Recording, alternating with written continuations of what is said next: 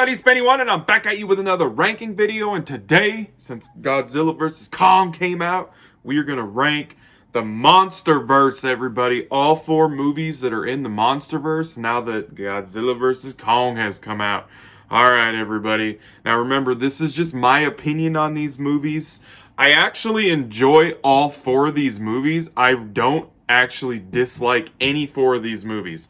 I actually found it kind of hard to rank these, even though there was only 4 of them, because I do enjoy all 4 of them. I really wanted to get that point out there. I do not dislike any of these movies, but you have to rank them, and they gotta fall someplace. So, and we all have our own opinions about ranking lists, so I would love for you guys to share down in the comments what your guys' ranking of these movies is, because I can almost guarantee that it's going to be way different than what I got going on here, because I had a hard time with this. I really did. So yeah, share down in the comments what your guys' rankings are. I want to chat with you about it. I love talking about ranking movies. I love talking about this stuff. So let's get into this, everybody. Starting off with number 4, we have Kong Skull Island, everybody.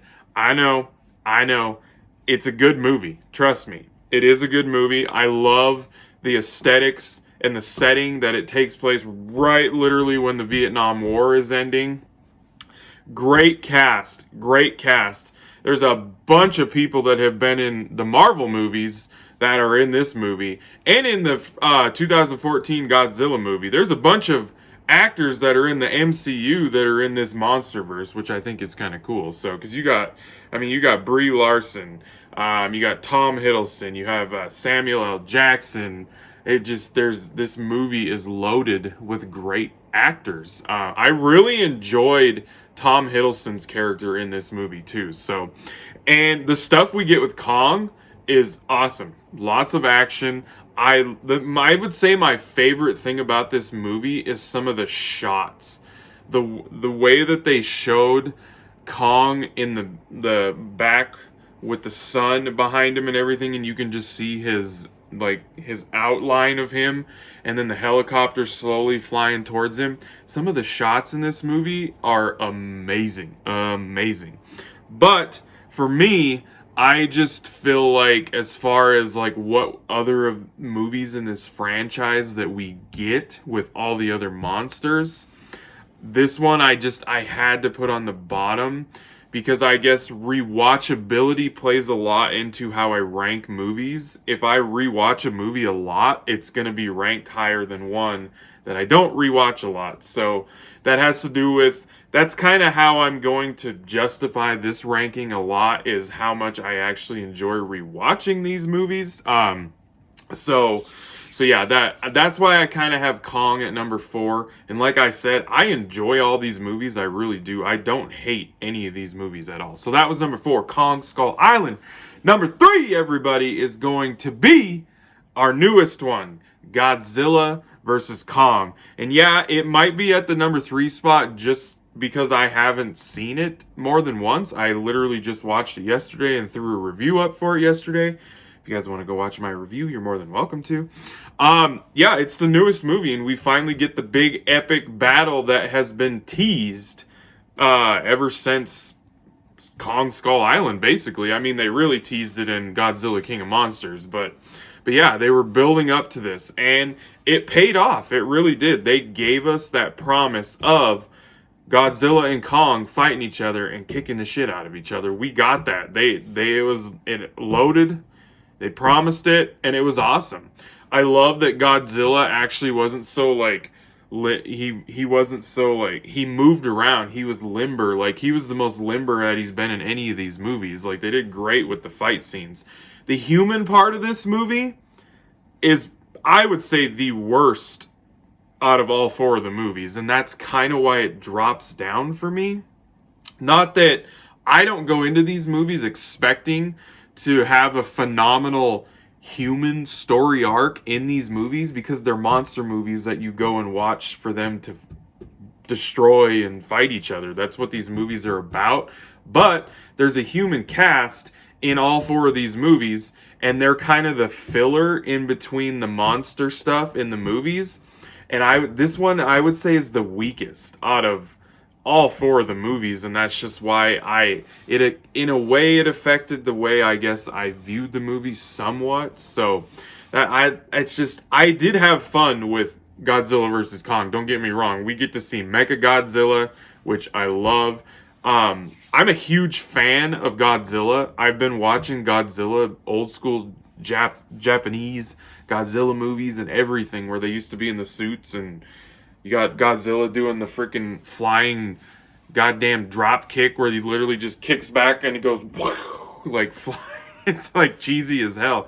I've been watching that stuff since I was like a little kid. Like, I'm just a fan of this franchise. So, but yeah, guys, I had to put the new one at number 3. And maybe that'll change the more I watch the movie. But as of right now, after the first viewing I have of it, I got to put it at number 3. So that was number 3, Godzilla vs. Kong. Number 2 is going to be the 2014 Godzilla movie, the one that started this Monsterverse franchise off. So a lot of people complain about this movie because we don't get a lot of screen time with Godzilla. And it's a monster movie with Godzilla as the main character. I can see where you're coming from. I can. But the thing about this movie is you get these teases and these little build-ups of Godzilla. And finally, when they finally reveal him at that airport in Hawaii, when you finally get to see him fully and see him roar, the payoff, that build-up and tease of him throughout the entire movie, that payoff at that point is just so huge, very impactful. And that's one reason why I love the movie, is like I love the build-up and the tease to him. Because the Mutos 1 and 2 that we get to see in the movie, we get monster action in the movie. Yeah, it's not all Godzilla monster action, but there is monster action in the movie. It's not without that.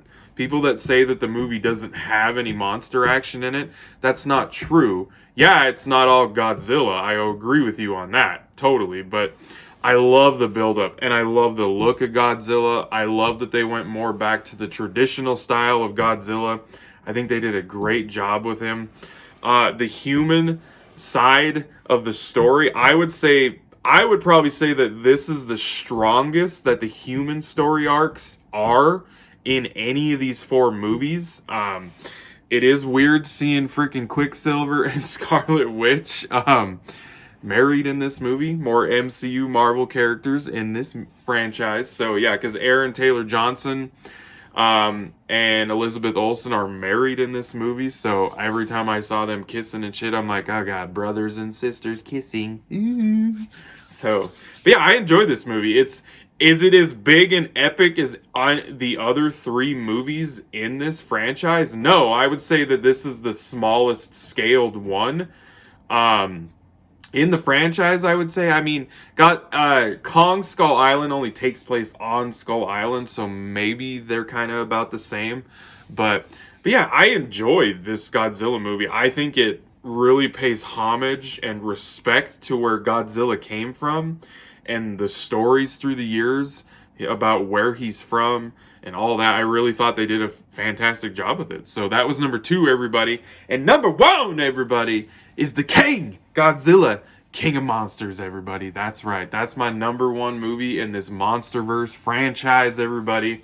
And one of the big reasons why I'm putting this at number 1 is because of all of the monsters that are in this movie, you guys. Like, they're all in here, except for Kong, basically. I mean, we got Godzilla, we got Mothra, we have Rodan, we have King Ghidorah, we have a tease of King Kong. They show the footage from Skull Island. Who else we got? We have footage. We have Muto 3, number 3, because he gets awakened. There's a third one. We have Behemoth. We have Skyla, the big old giant spider. I might have pronounced some of those names wrong. I'm sorry, but the movie is chocked full of these titans, all these big ass titan monsters that are awoken. And that's one of the main reasons why I love this, is like all of these monster characters that I watched in single like episodes and short little movies of the old Japanese Godzilla stuff on VHS. They're all crammed in this movie. That's like my childhood Godzilla, all smashed into one freaking epic ass movie. And Godzilla, if you wanted Godzilla action that you didn't get in the 2014 Godzilla, this one is loaded to the shit tons of with Godzilla action in it. He has big fights in the beginning, the middle, the end, everything. And I would say he's his most powerful by the end of this movie that he has been in any of the movies in this franchise. So, and the human story arc, yeah, it's not the best one. It might be tied with Kong for the I don't know. But the human stuff is not too bad. I do like the whole stuff with Millie Bobby Brown's parents and all that stuff. I thought that was okay. And they have a great cast in the movie that they do a good job with the dialogue that they're provided with.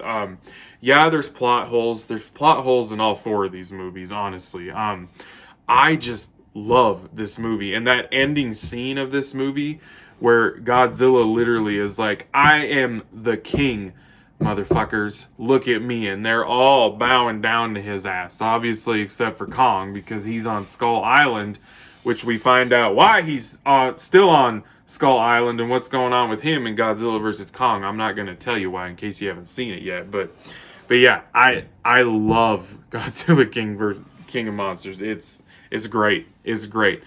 So yeah, guys, that was my number one in this Monsterverse franchise, everybody. So, and like I said, I don't hate any of these movies. I think they're all good. They're all entertaining. But like I said, rewatchability plays big into me ranking movies because it just does. So yeah, guys, don't forget to share down in the comments what your guys' ranking of this franchise is. I'm really interested in talking about other people's rankings because I know they're going to be different than what I got. I know for a fact they're going to be different. So I appreciate you guys watching. Thank you very much. I hope you guys enjoyed this video, and I'll be catching you on the tube later because I have spoken.